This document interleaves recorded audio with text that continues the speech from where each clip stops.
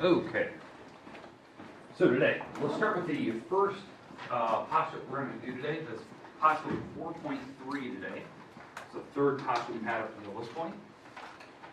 Again, the section we're on, section 4.5, it has the exact same name as 4.4. It's just a continuation. That's why we're kind of going right into it.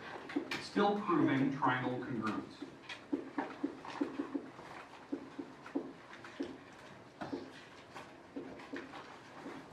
Still proving triangle congruence. Okay, that's what we're doing. We have two properties today, and that's why we're going to do our construction. So that's kind of why you have your tools in front of you. So we have two constructions today. First one is going to be based on the first postulate we're going to have. That is postulate 4.3. Okay, the name of this one, 4.3, that we'll get to here in a minute. I'll give you the words. Angle, side angle. ASA postulate, that's what they call it. So it's just a continuation of the acronyms we've had. The acronyms we've had till this point, side, side, side, SSS, and side, angle, side. So those are the two. So now we have our third one today. So we're going to do an example of this. We'll do a construction of it. So let's do that right now, and then we'll come back over here and we'll write what the next thing is. So postulate 4.3. ASA postulate.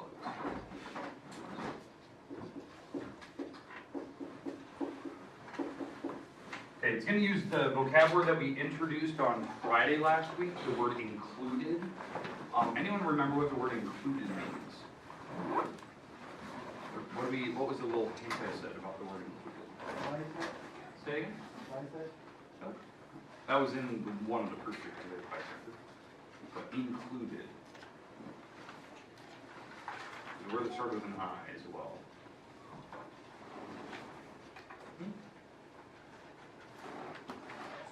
All right, now think about it. Think about the words that we talked about Friday. Maybe you had it written down in your notes. It's probably under one of our properties we have. If two angles and an included side are congruent, I should say of one triangle, are congruent to two angles and an included side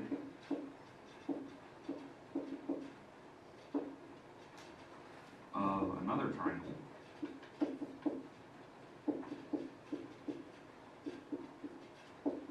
then the triangles are congruent.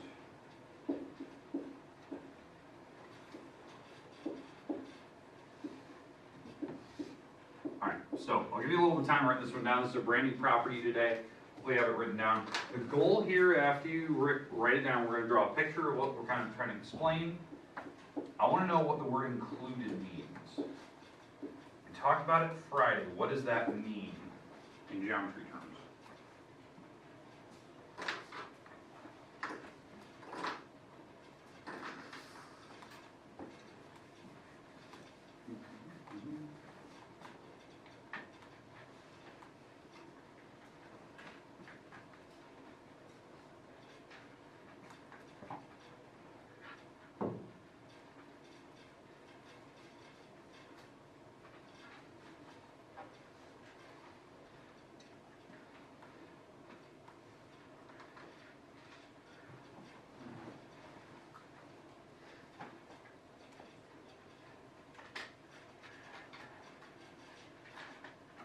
People still writing. Anyone find it in their notes as the people that are actually done writing? Do you find what the word included represented? I thought Friday. I think it was under the theorem 4.2. Not quite. I mean, it is given in the actual proof itself, but that's not the word included means. Yeah, there it is. That's the word I'm looking for.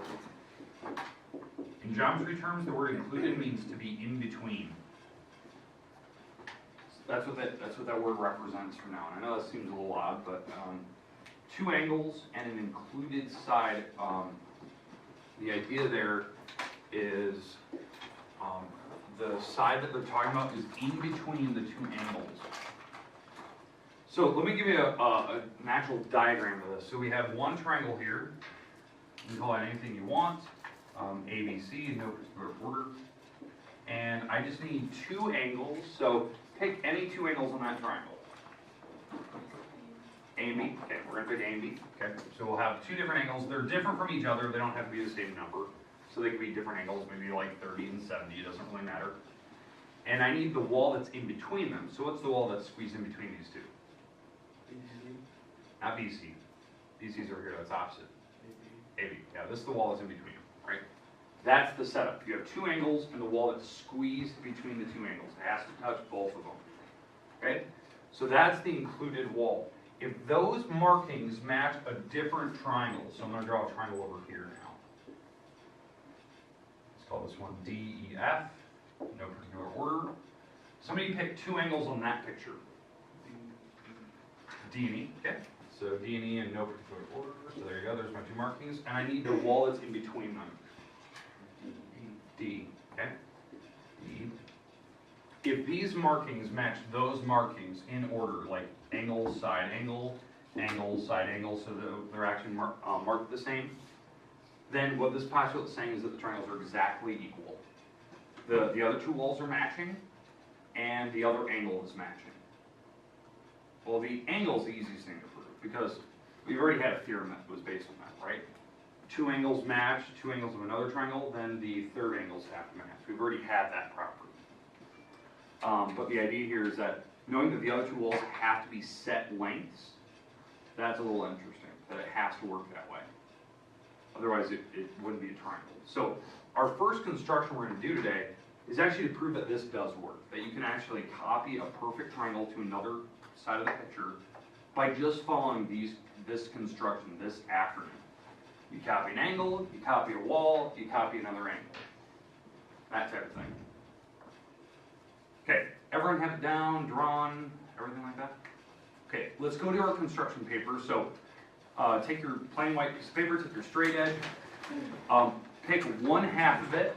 So here's your paper, right? So imagine that's in like landscape, don't put a portrait, but landscape. Draw a triangle over here, don't draw it too big, keep it on one half of your paper. So draw a triangle over here, any type of triangle you want.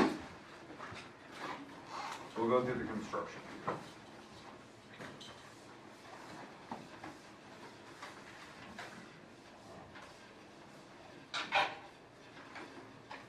So I'm going to take my straight edge, so I'm going to use my ruler here, and draw any type of triangle that I want.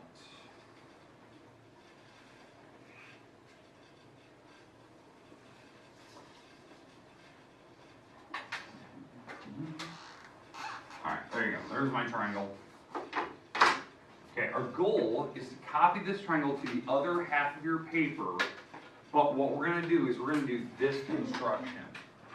We're going to copy the angle first, a wall, and then another angle. That's what we're going to do. Alright, so everyone understand what we're going to be kind of following with here? Alright, so let's jump into that. Let's see how we can do this. So what we need to do first, we need to draw an angle. So we're going to have to go over here, and we're going to copy one of these angles over there.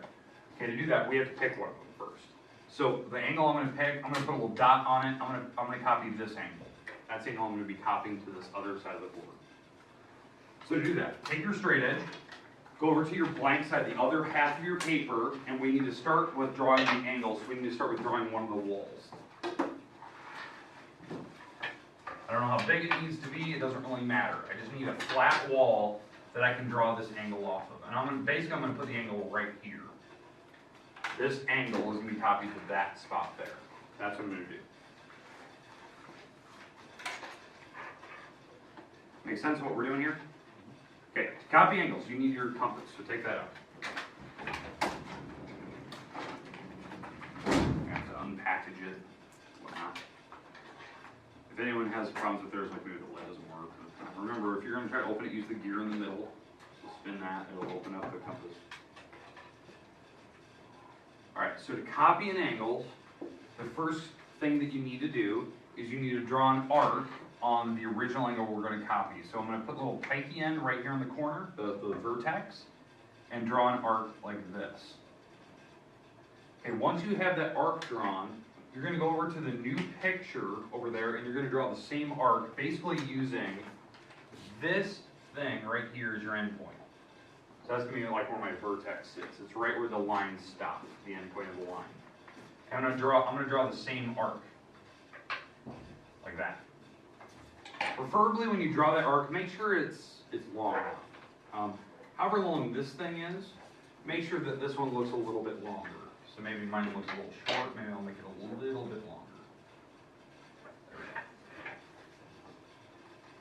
Because again, what construction we're doing that third construction, copying an angle to a new location. Actually, it was the second construction we ever learned. Okay, I'll stop there. Hopefully I'm not going too fast. Does anyone need help? Anyone having struggles with the compasses or tools or whatnot?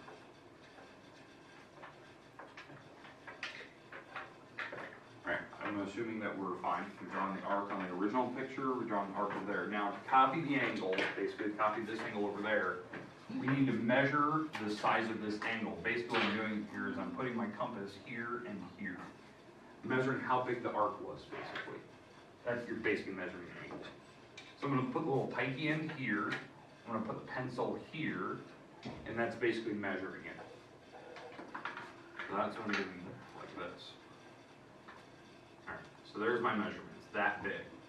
Once I have that angle measured, I'm going to go over to the new picture, and I'm going to draw that mark. Mark is done. Okay, and how I did that, I put the little pipe right here, and the pencil was floating up here. Because again, that's how I measured here. I used the little spot where those are crossed. I put my pencil up here.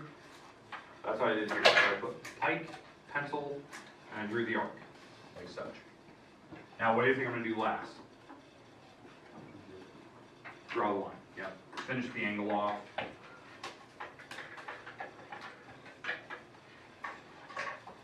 Alright, I'm going to draw that line going straight to that little X marks the spot. I can draw as long as I want, it really doesn't matter.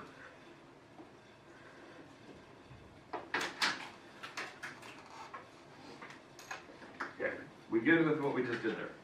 So the first construction, the first step that we did is, if we're thinking about the acronym here, ASA,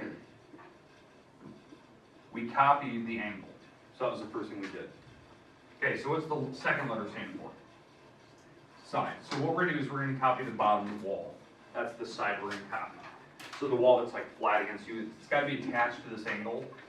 So we're going to copy this segment and we're going to put it over there. So if you don't remember how we did the construction where we copy sides, that's where you take your compass. Let me get rid of this marker here.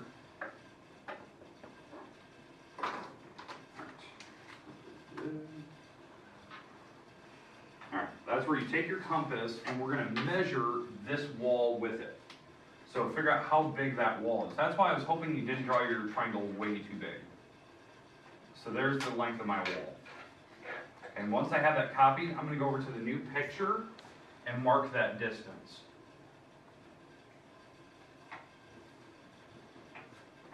Using this as my endpoint, putting the pencil down here. Now, what can I do with all the excess piece? Erase, scribble it out, whatever you want to do. So, again, I'm just marking that distance on my new line. So what we theoretically did is we copied this wall to there. So this is the exact length of my wall that I needed. So that's checking off this step, copying the side line. And what's the third acronym, or the third letter in that acronym stand for? Angle. So now we got to copy the angle. And it has to be attached to this wall. So that the angle that we're going to theoretically copy is this angle right here. And we're going to copy it to this location over here. So we're copying an angle one more time. So if you don't remember the steps how you copy angles, you have to use the arc, put the arc on the new picture, and then we can finish off the wall. So let me get my compass up here, pick a color. So we're gonna do this third one here, copying the angle. Alright, So, the construction for copying angles. Draw the arc. So go on this original picture, put a little pikey end right here. Draw any arc size that you want. So there's my arc. Once you have your arc drawn, go over to the new picture, copy that arc. There you go. And again, how I'm doing that, I'm using this as my endpoint, right here. That spot.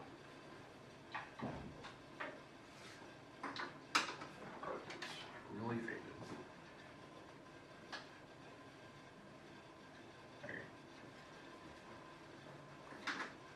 go. Once you have the arc copied, now what we can do is now we can measure this arc here to here. So pencil, pikey end, go here and here.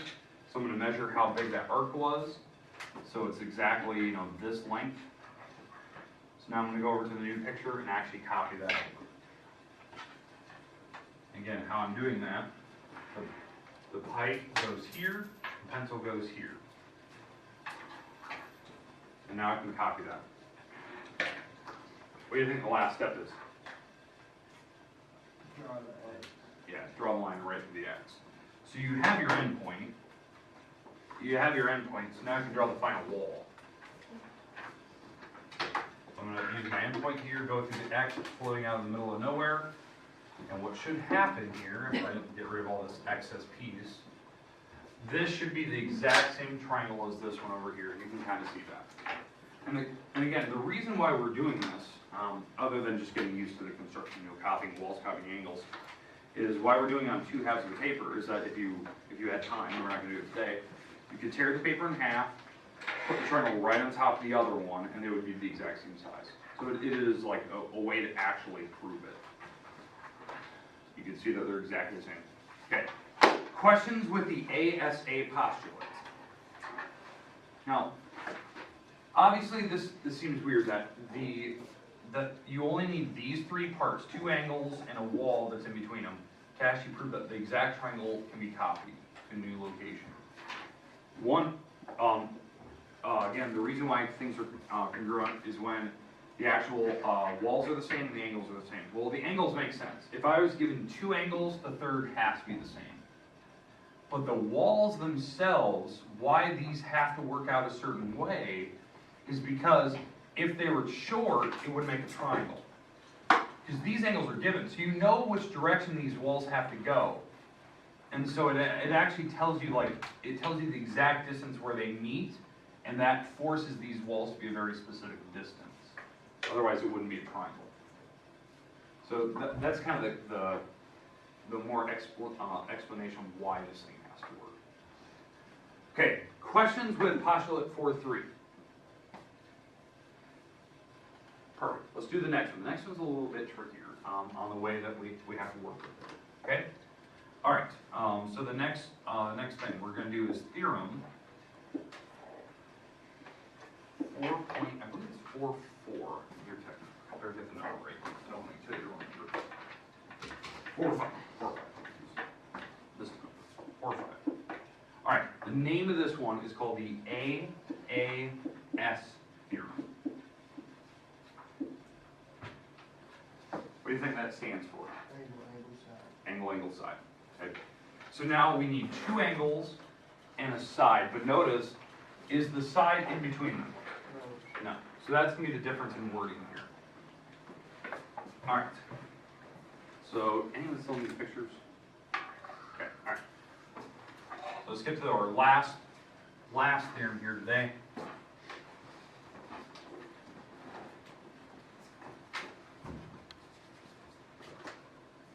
Theorem 4.5. AAS theorem. Okay. If two angles and a non-included side of one triangle are congruent to two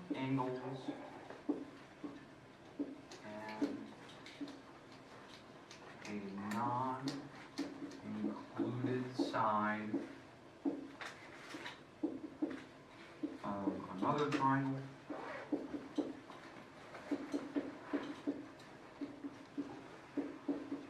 Then the triangles are congruent.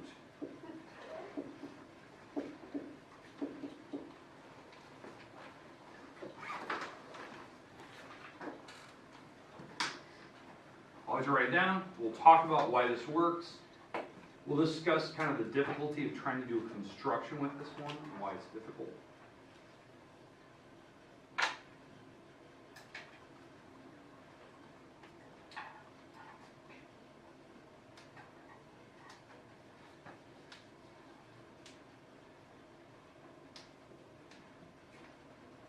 So two angles and non-included. So non-included, if you want to know, means not in between. So we have two angles and the wall that's not in between. One of the walls is not in between. Okay, so I'll do kind of a mock drawing here before we get to the construction. Let's finish right now.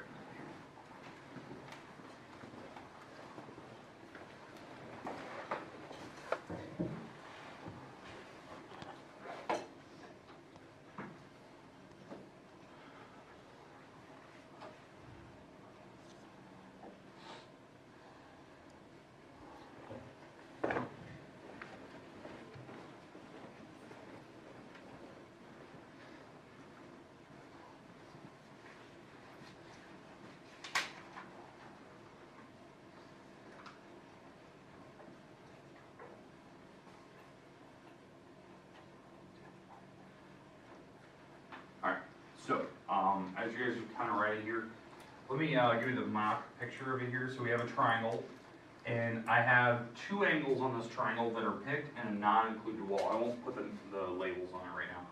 So two angles, doesn't matter which two I pick, and then I have to pick a wall that's not in between them. The wall that's in between them is this one. It's squeezed in between the two angles. So I have to pick one of the others. Let's say this wall here. Okay, if those markings match a different picture, then the pictures are congruent to each other. So now let me give you a different drawing. So here's my other picture. Put my angles like this. All right. Are those markings in basically the same location from each other? Now the pictures don't look identical, right?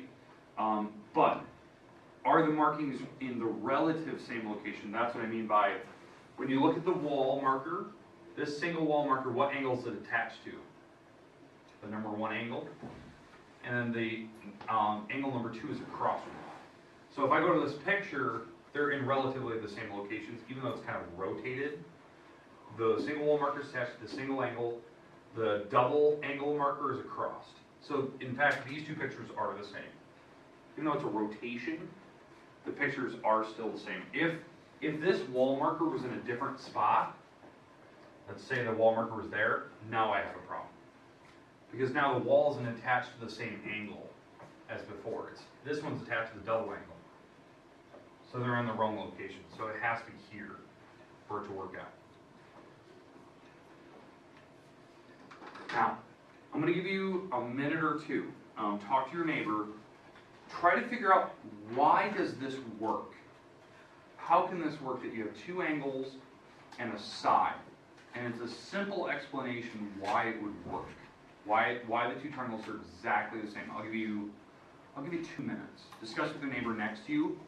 Here's your hint. Use one of the previous properties we've talked about, why it should work. At 2 minutes, talk amongst yourselves. Let's see if you can figure it out.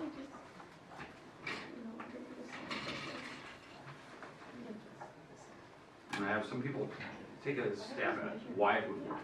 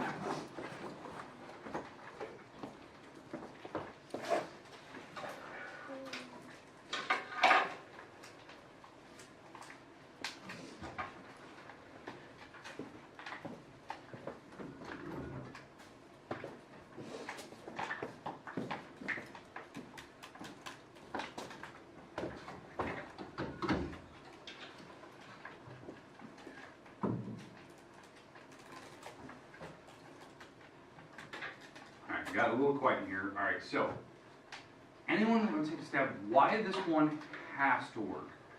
What's the simple explanation? So think about what you're given there and what else you can know about the two pictures. So for instance, look at those pictures up there. What were you given for sure?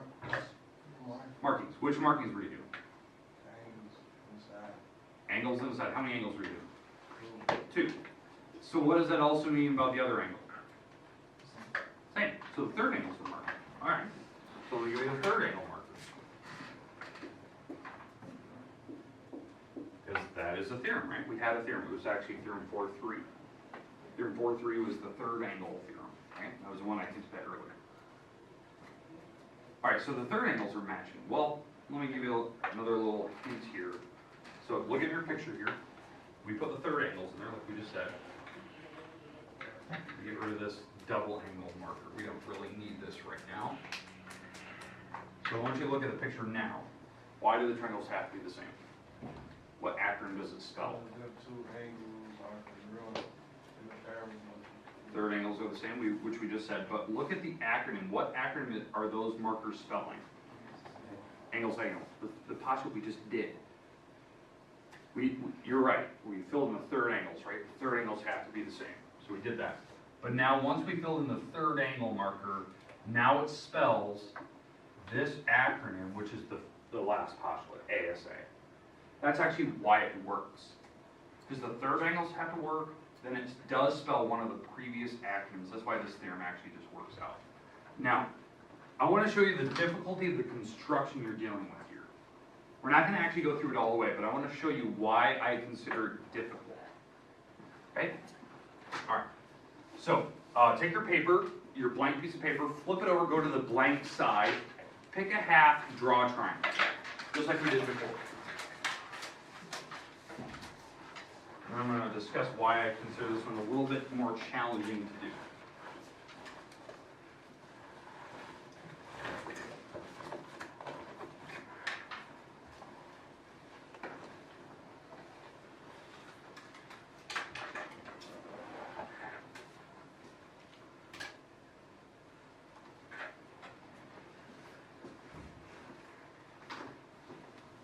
Pick one half of your paper, take your straight edge, draw a triangle, any size you want.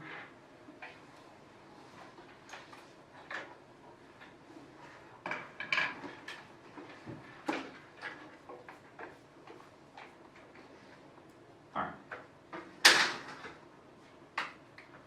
Now again, the acronym, what we're going to try to do is try to copy this triangle to the other side of your paper using the theorem we just learned, right?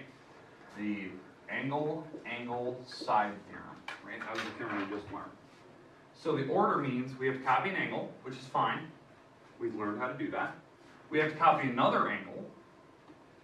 Then we have to copy the side in that particular order. Just to show you why this is difficult. So copying angle is not bad. So right now we're going to copy an angle to a new spot. So how we did that before, we draw a line over here.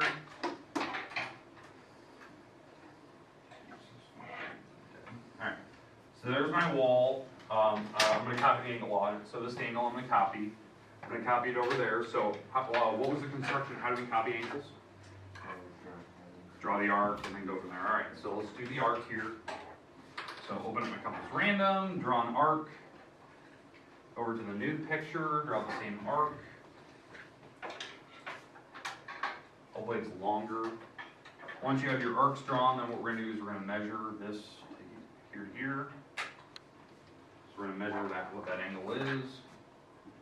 Once you have your arcs drawn, we're going to mark